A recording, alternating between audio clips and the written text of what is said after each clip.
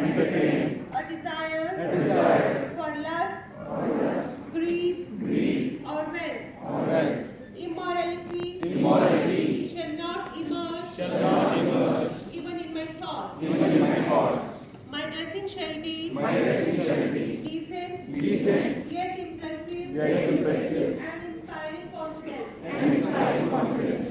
My conduct shall always be appropriate, pleasant, truthful, beneficial, and polite. I shall use my experience in actions appropriate for that time and place. I shall constantly endeavor to accomplish, keep updated with the latest developments in the field, and widen my knowledge. I shall be patient of gender other than mine in presence of relatives or attendants.